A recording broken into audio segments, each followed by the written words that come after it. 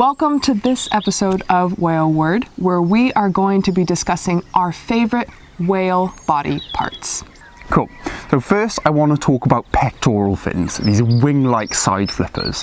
Humpback whales have the largest peck of any whale, up to 6 meters long, about 3 times the height of an average human, and this gives them their Latin name, Megaptera novaeanglii, the one with the big wings from New England. These pecks are used for manoeuvring, for making tight turns while catching fish or performing social behaviours.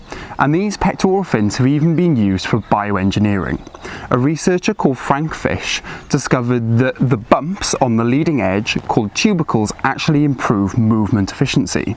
This design has since been added to the blades of wind turbines, which has improved energy generation. Next, I would love to discuss my favorite whale body part, which is actually the fluke of a humpback whale. Not only do flukes obviously help propel whales through the water, but they can be used to identify individual whales.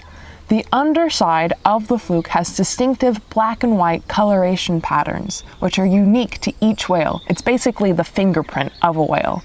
Not only that, but the top trailing edge of a fluke has dips and peaks called crenulations that are distinctive to each whale. A unique body part that I find just fascinating are the bumps that are found on the rostrum, or basically the head of a humpback whale. These are also referred to as tubercles, and basically we have no idea what they are used for. What we do know is that within each bump there is a nerve bundle and a hair or fibrosa sticking out of that bump. There are different theories of what they might be used for, which include sensing vibrations in the water or even different electromagnetic fields.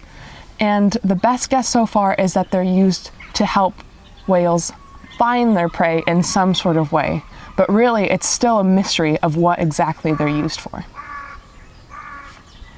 So last up, when we're talking about whales, we tend to think of a single organism. But whales, like all other animals, host this entire community, this entire ecosystem on their surface.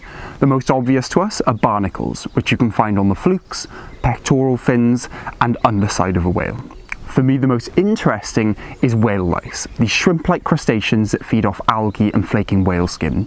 And what I find really interesting is that one species of louse lives on one species of whale. So blues, humpbacks, and fin whales all have different lice species. And this means that we can track the connectivity of populations using lice.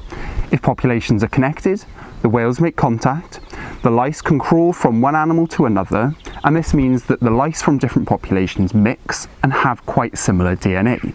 Whereas if the whale populations don't mix, they're not connected, then the lice don't mix, and the populations have different louse DNA. Thanks for watching this episode of Whale Word.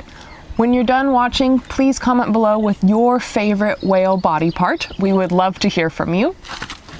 And if you have any whale topic that you'd like us to talk about or make a video about, just comment or message. Thanks very much.